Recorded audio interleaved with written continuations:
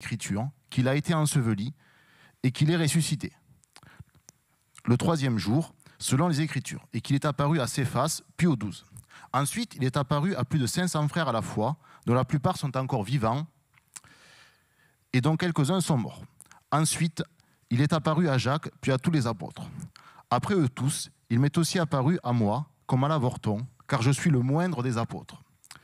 Je ne suis pas digne d'être appelé apôtre parce que j'ai persécuté l'Église de Dieu. Par la grâce de Dieu, je suis ce que je suis, et sa grâce envers moi n'a pas été vaine. Loin de là. J'ai travaillé plus que tous, non pas moi toutefois, mais la grâce de Dieu qui est avec moi.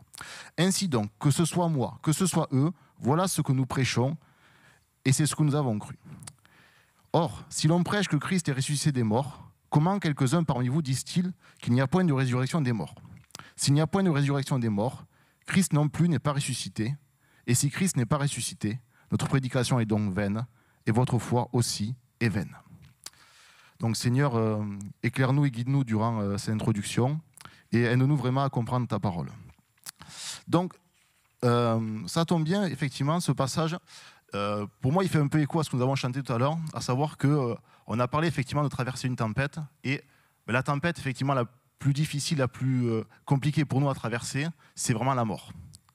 Et là, ce passage, c'est de ça dont il parle. C'est-à-dire qu'effectivement, le sujet, c'est est-ce que notre foi est vaine? Et la réponse qu'apporte Paul ici, c'est non, elle n'est pas vaine. Et pour quelle raison? Parce que, effectivement, il y a eu la résurrection de Christ.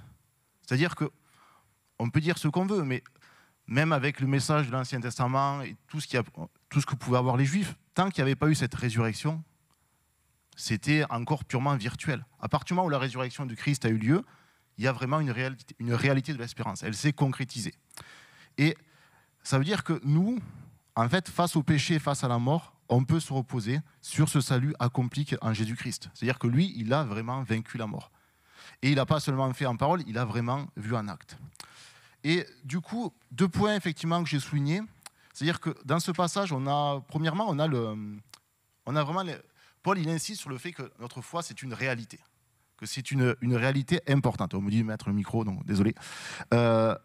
Effectivement, alors il commence, d'ailleurs, vous le voyez, au premier verset, c'est les versets 3 et 4 du chapitre 15, il commence par rappeler ce que dit l'Ancien Testament. À savoir que ce n'est pas quelque chose qui est arrivé comme ça avait été prévu. Ce n'est pas quelque chose, un jour, qui a décidé qu'il allait être ressuscité. Non, ça avait été prévu de longue date. Ensuite, il continue, donc ça c'est les versets plutôt 5 à 8, il va citer tous ceux qui ont vu tous ceux qui ont vu effectivement la résurrection. Et c'est intéressant parce que, bon, vous savez, moi je suis professeur d'histoire-géographie, et souvent on a des textes qui datent de 2 siècles, 3 siècles, 4 siècles après les événements dont il est question. Mais là, c'était intéressant parce qu'il cite des personnes qui l'ont vu, il dit qu'elles sont vivantes. On est à Corinthe, on n'est pas si loin de la Judée. Peut-être ces gens-là avaient-ils vu ces personnes également. Donc il parle de vraies personnes, je veux dire des personnes qui ont vraiment vu, qui sont capables encore, quand il écrit, de témoigner ce qu'ils ont vu. Ce n'est pas quelqu'un qui aurait vu 2 siècles avant qu'il se serait passé ceci. C'est vraiment des témoins oculaires. Il n'est pas en train de raconter une histoire, je veux dire, qu'il aurait inventée. Bon. Et au passage, effectivement, lui-même, il a, en plus effectivement de la résurrection qu'ont vu les apôtres, lui-même apporte un témoignage particulier à Paul.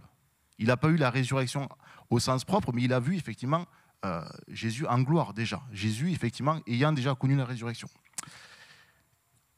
Et enfin, effectivement, un 3e point encore sur cette réalité de la foi, c'est que, en fait, on le voit, dans ce qui est dans ce passage, on a une résurrection qui est visible dans la vie des apôtres. À savoir que non seulement, on a Paul qui est converti, il insiste dessus, mais il insiste qu'il était persécuteur et qu'à un moment, cette résurrection l'a touché aussi au point de faire vraiment une conversion, hein, c'est-à-dire un changement complet dans sa personne.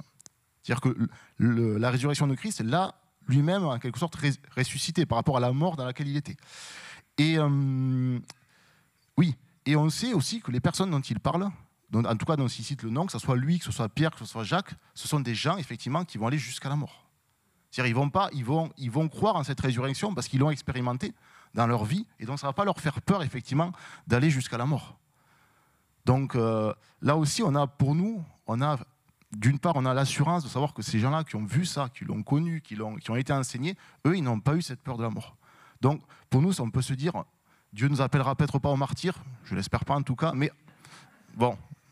Mais en tout cas, on sait que, voilà, on a cette assurance que pour nous, la mort, elle est déjà vaincue parce qu'il y a Jésus-Christ qui l'a vue. Et justement, alors un dernier élément, on voit justement cette grâce de la résurrection. Si on prend ce passage, on se rend compte que Paul, finalement, il montre pourquoi elle n'est pas vaine aussi dans la vie, en gros, des croyants. Parce qu'on voit qu'il n'y a pas d'oubli, en tout cas, dans leur vie de la résurrection. Déjà, on voit que les personnes dont il parle et lui-même, ils ont retenu cette grâce de la résurrection. Déjà, ils se rappellent comment ils étaient avant. Ils se rappellent comment ils étaient avant, effectivement, leur mort, enfin, en tout cas, avant leur conversion, et comment ils sont après. Et on voit que pour eux, cette résurrection de Christ, non seulement ils l'ont appris, on va dire, ils l'ont mémorisé, mais on voit qu'ils en parlent. On voit également qu'ils l'ont écrite. Donc ça aussi, pour nous, c'est souvent, on a tendance un peu à oublier ce que Dieu a fait pour nous. Parce qu'on est dans l'instant présent, on est dans nos émotions, etc. Mais si on s'assied 5 minutes et qu'on peut écrire vraiment tout ce que Dieu a fait pour nous depuis le début dans notre vie, vraiment, on aurait des choses à dire. Et là, on aurait nos sentiments, il serait là, je pense qu'il partirait, parce qu'il verrait, il a fait ça, il a fait ça, il a fait ça.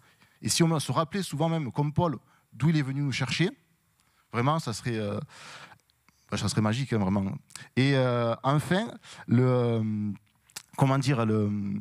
on voit que également, cette résurrection, ils en témoignent, ils la travaillent. Je veux dire, ils ne vont pas la garder pour eux, ils ne vont pas ne pas l'appliquer à leur vie. Paul, il le dit, un verset 10, il va dire effectivement, par la grâce de Dieu, je suis ce que je suis, et sa grâce envers moi n'a pas été vaine. Loin de là, j'ai travaillé plus que tous, non pas moi toutefois, mais la grâce de Dieu qui est avec moi. C'est-à-dire, effectivement, cette résurrection, eux, ils la vivent tous les jours. Et Paul, il l'a vécu. Et finalement, il a vécu vraiment d'après cette résurrection. Il ne s'est pas contenté, effectivement, de dire « Ah, ben, j'ai été sauvé, merci, Seigneur. Bon, je peux faire ce que je veux, je suis libre, amen. » Non, il a vraiment vu cette... il a vraiment vécu, en plus effectivement, de l'avoir vu, cette résurrection. Voilà, c'était à peu près ce que je pouvais vous dire là-dessus. Mais voilà, que Dieu donc nous garde effectivement dans cette réalité de cette résurrection tous les jours et qu'on puisse on puisse vraiment vivre à travers ça. Merci.